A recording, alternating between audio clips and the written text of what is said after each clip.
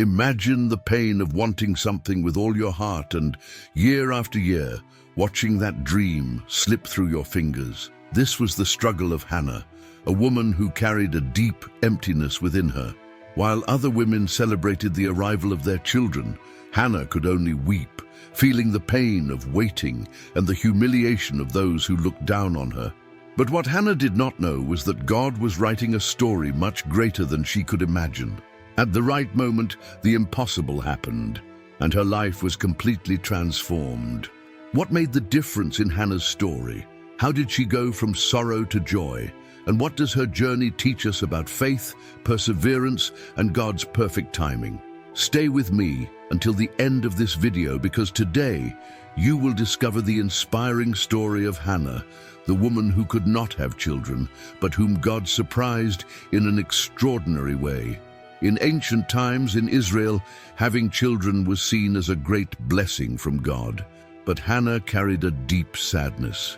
She could not conceive. She was married to Elkanah, a man faithful to God, who every year traveled to Shiloh to offer sacrifices and worship the Lord. Despite having a loving husband, Hannah felt a huge emptiness in her heart.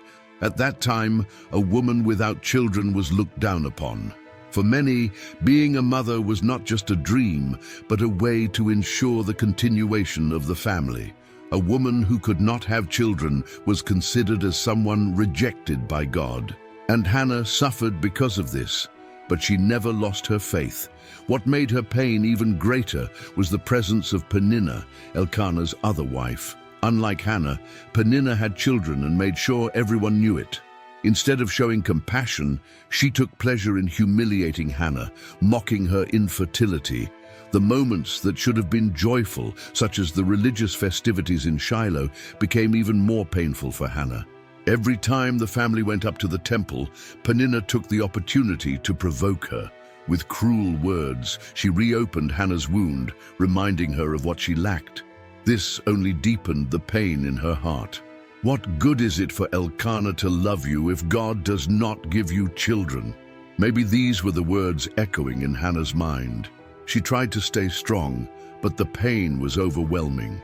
The humiliation weighed so heavily on her that even eating became difficult. While everyone around her celebrated, she remained silent, with tears streaming down her face. Elkanah noticed her sadness and tried to comfort her. He truly loved her and said, "Hannah, why are you crying? Why don't you eat? Why are you so sad? Am I not more important to you than 10 sons?" Elkanah wanted to ease her pain, but he could not fully understand what she was feeling. A husband's love was valuable, but the deep longing to be a mother burned within her. It was an emptiness that kind words could not fill. Time passed, but Hannah's sadness only grew. Her heart was wounded, her soul was distressed, and it seemed that God did not hear her prayers. Year after year she carried this suffering, while Peninnah's provocations made everything even worse.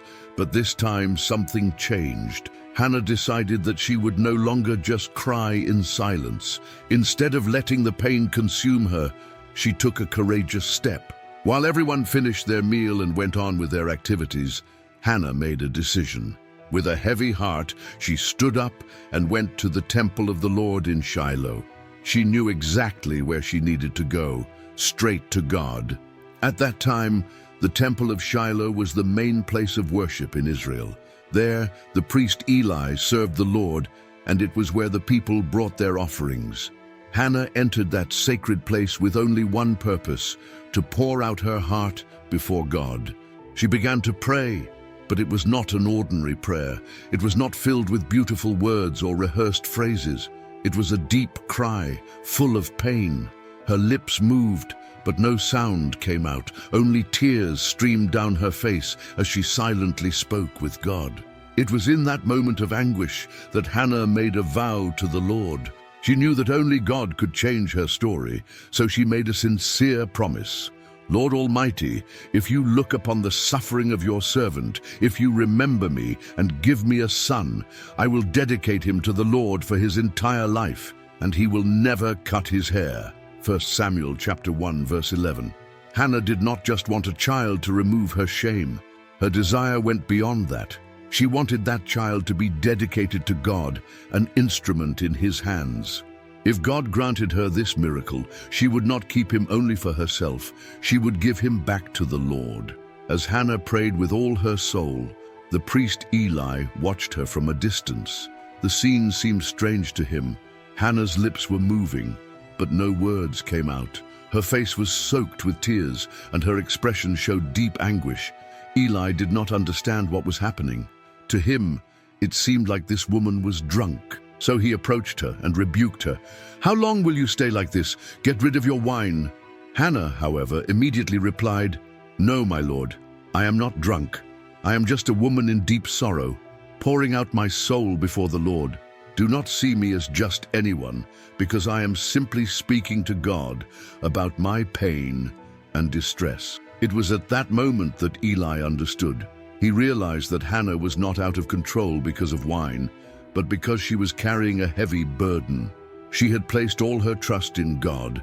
Seeing her sincerity and pain, Eli spoke a blessing over her life. "Go in peace, and may the God of Israel grant the request you have made."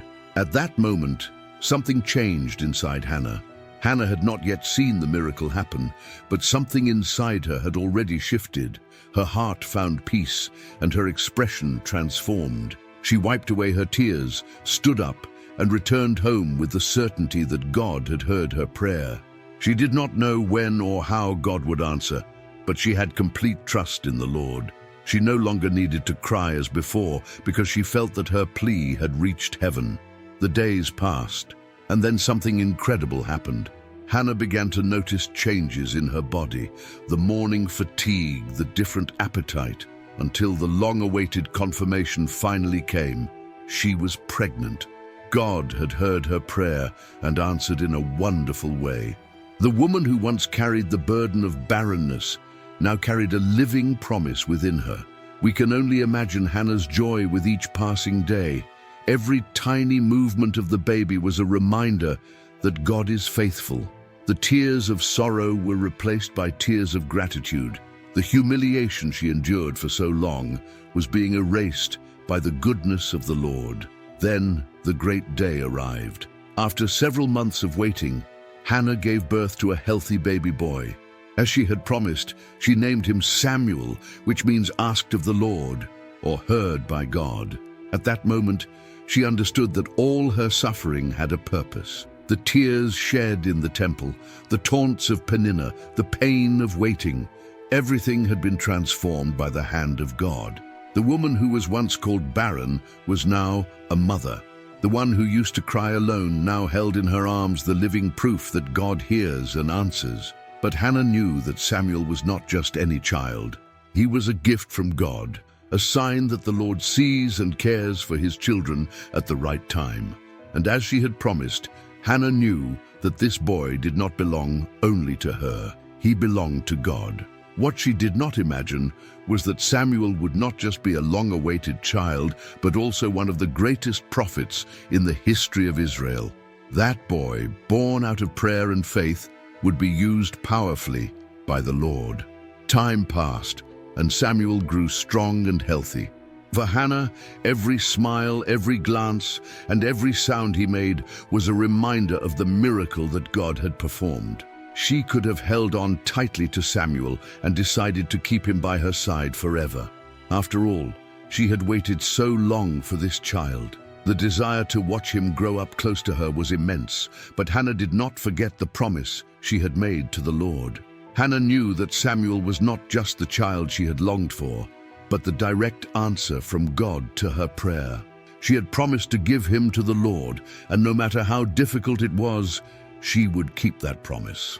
Then, the long-awaited and at the same time painful moment arrived. Samuel was already old enough to be taken to the temple. With a determined heart but full of emotion, Hannah gathered her things and set out for Shiloh. This was the same place where, years before, she had wept and cried out to God. But this time, she was not arriving empty-handed. She was bringing with her the greatest proof of God's faithfulness. Upon meeting the priest Eli, Hannah spoke with gratitude and conviction. "My Lord, I am the woman who stood here praying to the Lord. It was for this boy that I prayed, and God answered my request.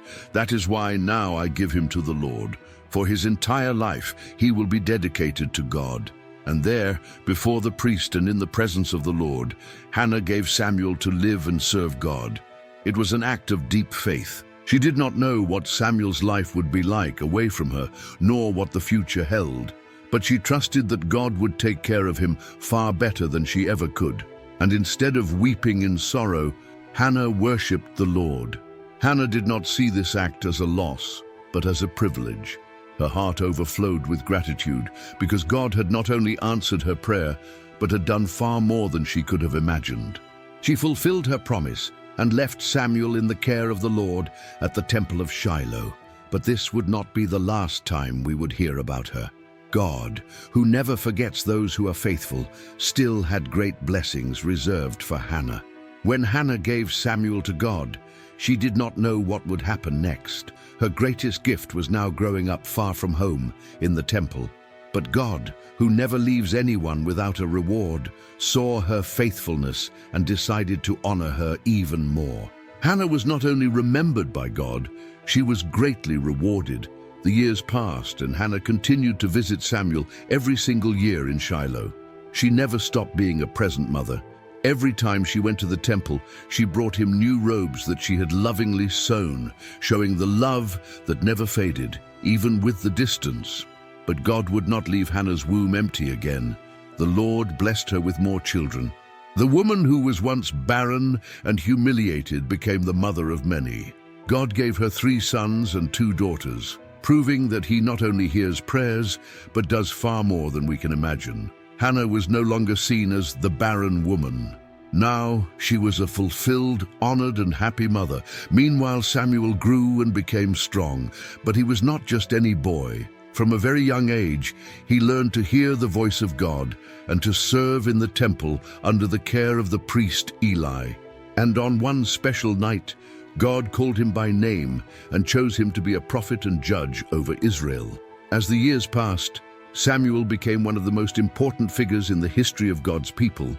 He was the last judge of Israel and the prophet responsible for anointing the first 2 kings, Saul and David. His leadership marked an entire era in the history of Israel. Hannah's journey did not end in suffering, but in victory and honor. God turned her tears into joy, her humiliation into honor, and her barrenness into a powerful legacy. But Hannah's story is not just an ancient account. It is a testimony to the power and faithfulness of God. She teaches us that no pain goes unnoticed by the Lord. Every tear, every silent prayer, he sees and hears them all. Hannah endured many years of suffering, being ridiculed and carrying the weight of a dream that seemed impossible. But instead of giving in to bitterness, she chose to trust in God and surrender her pain to him. Hannah did not just pray. She poured out her heart completely before God. Her cry was not an ordinary prayer, but a desperate plea of pain and total surrender. And that attitude changed everything. When it seemed like there was no more hope, God intervened and transformed her story. The woman who was once known for her barrenness was now called a mother. The one who was humiliated became honored. And this is the great lesson that her story teaches us. God transforms pain into honor. Faith and perseverance make the impossible become reality. Obedience leads us to experience miracles. God's answer to Hannah did not come at the moment she wanted, but it came at the right time. And that is one of the most valuable lessons we can learn.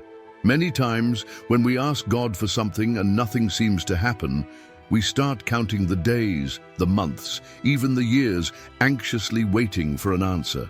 But God does not act according to our schedule. He works according to his perfect plan. The silence of God does not mean that he has forgotten us. How many times did Hannah cry alone, wondering if God saw her? How many nights did she endure the weight of humiliation and the cruel words of Peninnah? She watched other women bear children, felt time passing by, and it seemed like her answer would never come. But God was listening. He never stopped seeing every tear, every pain, every prayer.